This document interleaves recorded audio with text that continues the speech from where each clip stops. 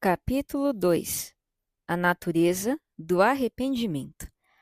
Está escrito em Lucas, capítulo 13, verso 3. Se, porém, não se arrependerem, todos vocês também perecerão. Diante destas palavras solenes, é tremendamente importante que cada um de nós busque e obtenha de Deus o arrependimento que Ele requer e que não nos contentemos com nada menos do que isso. Portanto, é necessário um exame mais diligente e fervoroso quanto à natureza do nosso arrependimento. Muitos são enganados nesse ponto. Muitos ficam perplexos com os ensinamentos conflitantes dos homens sobre o assunto. Mas em vez de isso desencorajar, deveria nos estimular a uma busca mais intensa das Escrituras. Antes de nos voltarmos para o lado positivo deste aspecto do nosso tema, vamos primeiramente apontar algumas características de um arrependimento que não é salvífico. 1. Tremer diante da pregação da palavra de Deus não é arrependimento. É verdade que existem milhares de pessoas que ouviram impassíveis os sermões mais impressionantes e que até as descrições dos tormentos dos condenados não causaram terror em seus corações. No entanto, por outro lado, muitos que foram profundamente tocados, compungidos e levados às lágrimas, estão agora no inferno. Já vi a face de homens fortes empalidecer durante uma mensagem penetrante, mas no dia seguinte todos os efeitos do sermão haviam passado. Félix ficou amedrontado. Atos capítulo 24, verso 25, diante da pregação de Paulo. 2. Estar quase persuadido não é arrependimento. Agripa é um exemplo disso. Atos 26, verso 28. Uma pessoa pode concordar plenamente com as mensagens dos servos de Deus, admirar o Evangelho, chegar a receber a palavra com alegria, e, contudo, ser apenas um ouvinte do tipo solo pedregoso. Mateus, capítulo 13, verso 20. Não apenas isso, ele pode ter consciência de suas más ações e reconhecer esse fato. Faraó confessou: pequei contra o Senhor seu Deus e contra vocês. Êxodo, capítulo 10, verso 16. Uma pessoa pode perceber que deveria se render às reivindicações de Deus e que deveria se tornar um cristão, mas nunca passar de ficar apenas quase persuadida. 3. Humilhar-nos diante da poderosa mão de Deus não é arrependimento. As pessoas podem ser profundamente tocadas, chorar, ir para casa e determinar reformar suas vidas e ainda assim voltar para os seus pecados. Um exemplo solene disso é encontrado em Acabe. Aquele ímpio rei de Israel cobiçou a vinha de Nabote, tramou para obtê-la e alcançou seu objetivo, fazendo com que ele fosse assassinado. Então, o servo de Deus o encontrou e disse: Você matou e ainda por cima tomou a herança? Nos é dito que ele rasgou as suas roupas, cobriu-se de pano de saco e jejuou. Dormia vestido de pano de saco e andava cabisbaixo. 1 Reis, capítulo 21, verso 19. No entanto, no capítulo seguinte, lemos que ele se rebelou novamente contra Deus e que foi condenado pelo julgamento divino. Ah, meu leitor, você pode ter se humilhado diante de Deus por um tempo e ainda assim permanecer escravo das suas concupiscências. Você pode ter medo do inferno, mas não do pecado. Se o inferno fosse extinto, o arrependimento de muitos membros da igreja também teria um fim. Não confundam o medo da ira futura com o ódio e horror santos pelo pecado. 4. Confessar pecados não é arrependimento. Milhares de pessoas têm ido para a frente no altar e têm dito a Deus que eram criaturas vis, enumerando uma longa lista de transgressões, mas sem que passassem por uma profunda percepção da inexprimível e terrível gravidade de seus pecados e sem sentir sequer uma partícula de ódio santo por eles. Seu comportamento posterior evidenciou isso, pois agora elas ignoram os mandamentos de Deus tanto quanto faziam antes. Ó, meu leitor, se você não resistir ao pecado, se não se afastar dele, então o arrependimento que você imaginou ter é apenas um verniz que o embeleza por fora, mas não é a graça que o transforma em ouro. 5. Você pode até mesmo realizar obras dignas de arrependimento e ainda permanecer uma pessoa impenitente. Um pecador pode ser convencido da maldade de seus caminhos, afastar-se deles e chegar ao ponto de restituir o mal que causou, e depois de tudo isso, perecer. Uma prova clara disso é fornecida no Novo Testamento. Judas confessou seus pecados aos sacerdotes e devolveu o dinheiro deles. Mateus capítulo 27, verso 3. E então saiu da presença daqueles homens maus. Ele foi salvo? Não. Ele saiu e se enforcou. Oh, como isso deveria fazer com que cada um de nós trema e examine os nossos corações. A palavra grega metanoeo, que é a palavra mais traduzida como arrependimento, significa uma mudança de mente. Mateus, capítulo 21, verso 29, ilustra e confirma essa definição. No entanto, seja dito com muita ênfase que o arrependimento salvífico significa muito mais do que uma simples mudança de opinião. É uma mente mudada que leva à ação. Ora, essa mente mudada não é resultado de nenhum processo intelectual, mas é o resultado do entendimento sendo trabalhado pela consciência. E isso acontece à medida que a consciência é sobrenaturalmente transformada pelo Espírito Santo. Em consequência disso, há um julgamento ou condenação de si mesmo, e é assumida uma posição ao lado de Deus e contra mim mesmo. A pessoa caída não está em processo de julgamento, mas é uma criminosa já sentenciada. João 3, verso 18. Como lemos em Romanos 3, verso 10, não há justo, nenhum sequer, não há quem entenda, não há quem busque a Deus. Todos se desviaram e juntamente se tornaram inúteis. Não há quem faça o bem, não há nenhum sequer. Essa é a acusação de Deus contra cada um de nós. Nenhuma argumentação será eficaz e nenhuma desculpa será aceita. A questão atual entre Deus e pecador é: o homem se submeterá ou confirmará de coração o justo veredito de Deus? É precisamente aqui que o Evangelho nos encontra. Ele vem até nós como aqueles que já estão perdidos, como aqueles que são ímpios, fracos e inimigos de Deus. Quando o Evangelho inicialmente chega ao pecador, ele o encontra em um estado de apostasia de Deus, tanto como soberano governante, quanto como nosso bem supremo, não obedecendo e glorificando, e nem desfrutando e encontrando satisfação nele. Daí, a exigência de arrependimento para com Deus antes da fé para com o Senhor nosso Jesus Cristo. Atos 20, versículo 21. O verdadeiro arrependimento para com Deus remove essa desafeição de nossas mentes e corações para com Ele, sob ambas essas características. No arrependimento salvífico, toda alma se volta para Ele e diz: Eu tenho sido uma criatura desleal e rebelde. Tenho desprezado sua alta autoridade e sua lei justíssima. Não vou mais viver assim. Agora desejo e determino, com todas as minhas forças, servi-lo e obedecê-lo como meu único Senhor. Eu me submeto a ti e à tua vontade. Isso não é tudo que uma alma verdadeiramente penitente diz a Deus. Ela continua: Até agora tenho sido uma criatura miserável e sem esperança, destituída de qualquer coisa que pudesse satisfazer ou me fazer verdadeiramente feliz. Meu coração tem sido voltado para o mundo vão que não podia atender às minhas necessidades reais. Ele me lisonjeou e zombou muitas vezes, mas nunca me concedeu contentamento. Ele me atormentou com muitas dores. 1 Timóteo 6, verso 10. Eu abandonei a fonte das águas vivas e me voltei para as cisternas rachadas que não retêm as águas. Eu reconheço e lamento minha loucura e me condeno sem reservas por ela. Agora, eu me entrego a ti como minha porção presente e eterna. O Evangelho proclama a maravilhosa graça de Deus, que é a única esperança do pecador culpado e condenado. No entanto, essa graça nunca será verdadeiramente recebida até que o pecador se curve e se submeta sinceramente à sentença de Deus contra ele. É por isso que tanto o arrependimento quanto a fé são exigidos de nós. Os dois nunca devem ser separados.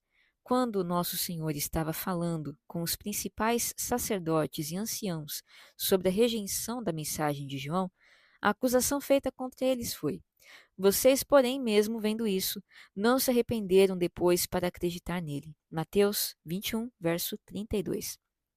O arrependimento É o reconhecimento de coração de que a sentença de condenação divina é justa.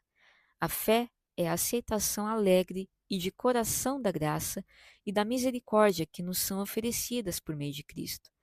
O arrependimento não é simplesmente virar uma nova página e prometer que vou melhorar os meus caminhos. Não. Antes é uma confirmação de que Deus é verdadeiro quando ele declara que estou fraco. Romanos 5, verso 6. Que em mim mesmo, meu caso é sem esperança, que eu não sou mais capaz de agir melhor do que sou capaz de criar o mundo. Somente quando isso for crido com base na autoridade da palavra de Deus é que eu realmente me converterei a Cristo e o receberei não como ajudador, mas como Salvador. O arrependimento é mais do que a convicção do pecado ou o terror da ira vindoura. Isso fica claro a partir de Atos 2, verso 37. Sob a mensagem incisiva de Pedro, os judeus foram levados a perceber sua culpa terrível diante de Deus.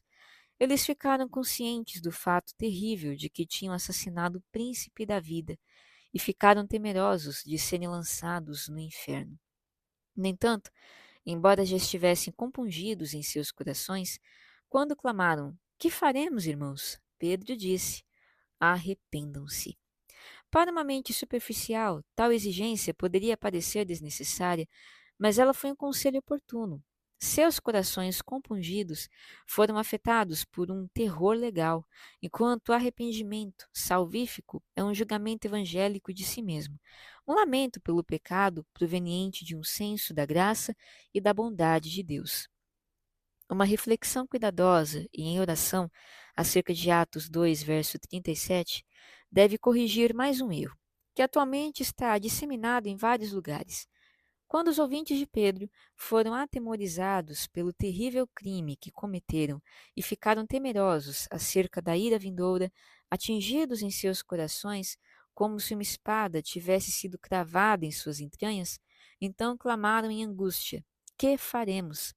O apóstolo não disse: Sejam passivos, não há nada que vocês possam fazer, encorajando assim a inércia fatal dos hipercalvinistas. Nem ele disse: Creiam que seus pecados foram removidos, como é o conselho de muitos médicos que não valem nada de nossos dias. Não. A resposta de Pedro foi muito diferente e significava essencialmente o seguinte: Assumam toda a culpa que pertence a vocês. Confessem toda a verdade a Deus. Não dissimulem, mas confessem a sua maldade terrível. Permitam que os seus corações incircuncisos sejam verdadeiramente humilhados diante dele. E então olhem, pela fé, para a livre graça de Deus, por meio do sangue de Cristo, buscando o perdão dos pecados e em sinal de que vocês dependem completamente da mediação e dos méritos dele. Então, sejam batizados em nome de Cristo, e isso será para vocês um sinal eterno da remissão de seus pecados.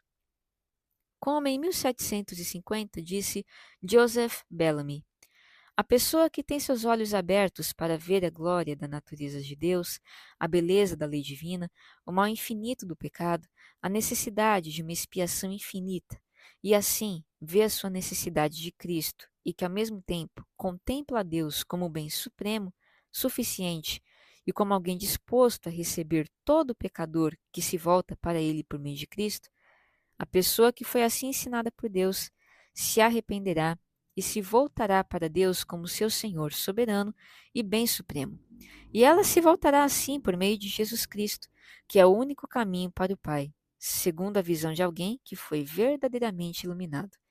Pois quanto mais clara for a luz, mais se verá a glória da natureza divina e da lei. Em exata proporção será o senso do mal infinito, do pecado e da necessidade da expiação infinita e da justiça perfeita de Cristo. E assim, o arrependimento para com Deus e a fé em nosso Senhor Jesus Cristo estarão naturalmente implicados um no outro. A pessoa que se arrepende diante da glória de Deus, da glória da lei e da expiação em seu arrependimento, olhará apenas para a livre graça, por meio de Jesus Cristo, para a misericórdia quando confrontada com a glória de Deus.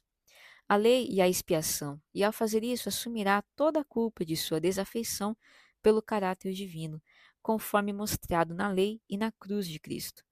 Julgando e condenando a si mesma, e no próprio ato de fé se arrependerá e será convertida.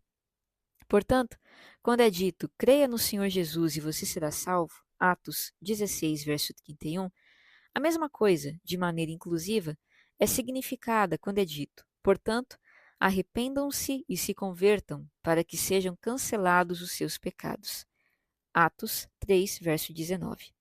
Pois a fé apostólica implica arrependimento, e às vezes ambos juntos, mas sempre a mesma coisa é intencionada. Pois, segundo a visão dos apóstolos, arrependimento e fé estavam mutuamente implicados um no outro. A definição completa e formal de arrependimento. Esta é uma definição mais completa e formal de arrependimento.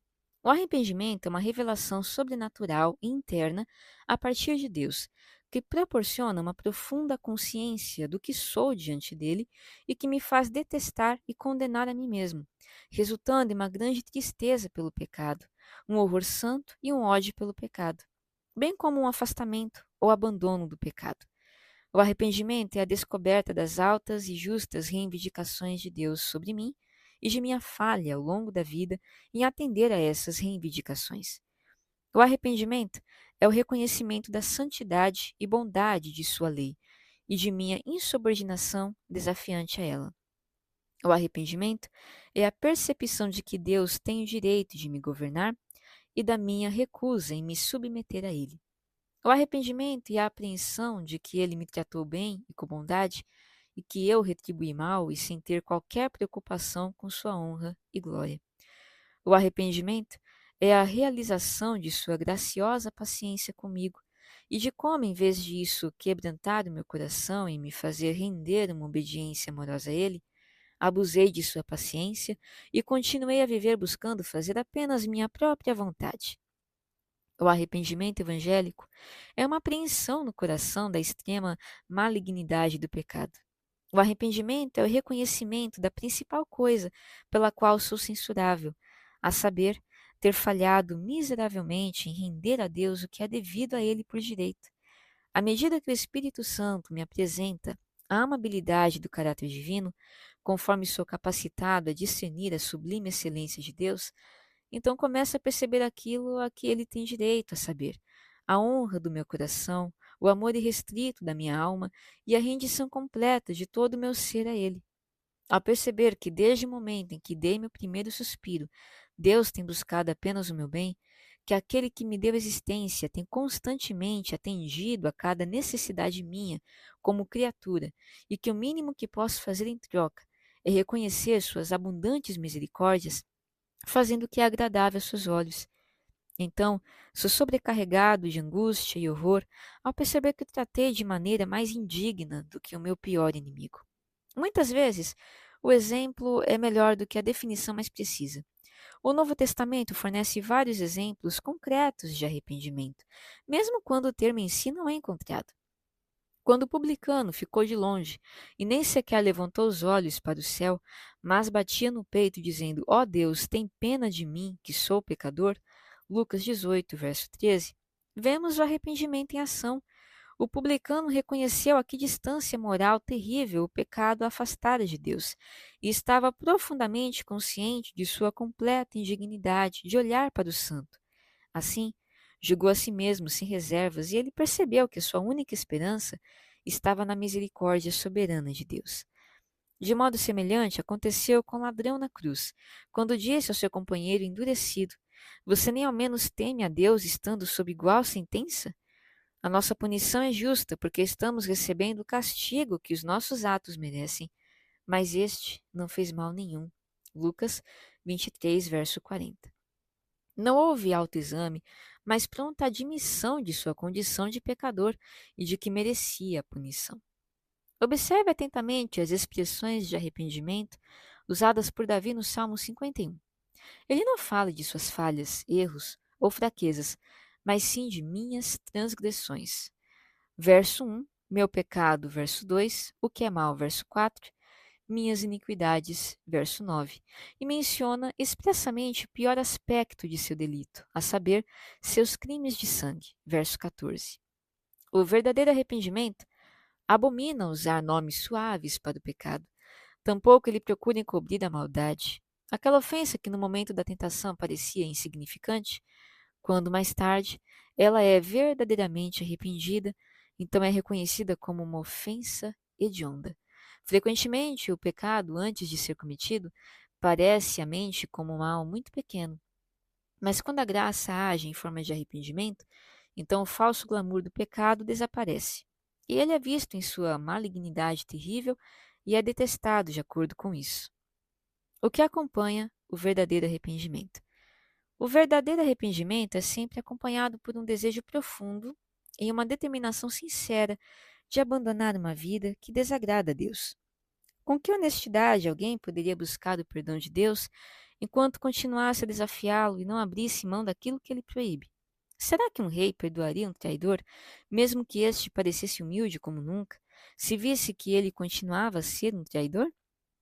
A verdade é que Deus é infinitamente mais misericordioso do que qualquer rei humano. No entanto, na mesma passagem que proclamou formalmente sua misericórdia pela primeira vez, Deus imediatamente acrescentou que não inocenta o culpado. Êxodo 34, verso 5. Isto é, os culpados de coração, aqueles que possuem corações falsos e desleais para com ele, que não desejam se sujeitar a ele em todas as coisas e que se recusam a ter cada pensamento levado cativo à obediência a ele. 2 Coríntios 10, verso 5.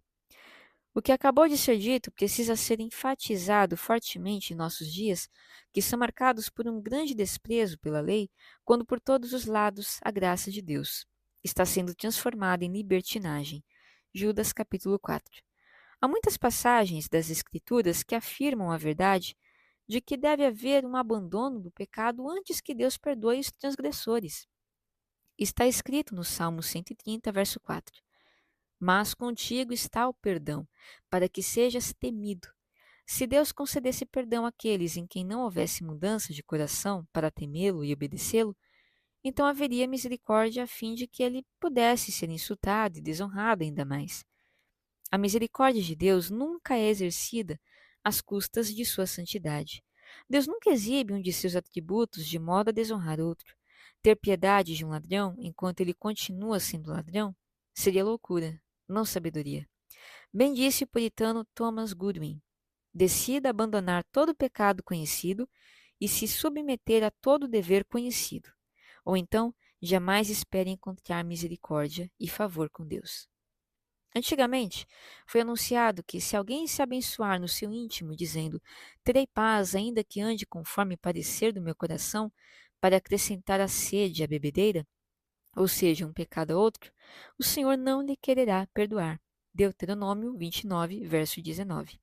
Da mesma forma foi declarado: se o meu povo, que se chama pelo meu nome, se humilhar, orar, me buscar e se converter dos seus maus caminhos, eu ouvirei dos céus, perdoarei os seus pecados e sararei a sua terra. Segundo Crônicas 7, verso 14. E os princípios do julgamento de Deus não mudaram. A morte de Cristo não fez com que Deus baixasse seu padrão. Quão inexprimivelmente horrível e terrível é que alguém suponha que isso aconteceu. Não. O que Deus exigia antigamente, ele continua exigindo agora. Assim, o arrependimento é o lado negativo da conversão. A conversão é o retorno total a Deus, mas não pode haver um retorno a Ele sem um afastamento do pecado. O pecado deve ser abandonado antes que possamos nos aproximar do Santo. Como está escrito em 1 Tessalonicenses 1, verso 9. Deixando os ídolos, vocês se converteram a Deus para servir o Deus vivo e verdadeiro. Assim, o arrependimento é o pecador fazendo as pazes com Deus. Não estamos esquecidos do fato de que essa expressão é ridicularizada por muitos. No entanto, ela é uma expressão bíblica, que se ponham sob a minha proteção e façam as pazes comigo. Sim, que façam as pazes comigo. Isaías 27, verso 5. É verdadeiramente bendito que Cristo tenha feito a paz pelo sangue da sua cruz. Colossenses 1, verso 20. No entanto, é igualmente verdade que nenhum pecador jamais chega a desfrutar dos benefícios salvíficos do sangue de Cristo, até que ele faça as pazes com Deus, ou, para dizer isso em outras palavras, até que ele baixe as armas de sua guerra e cesse de lutar contra Deus.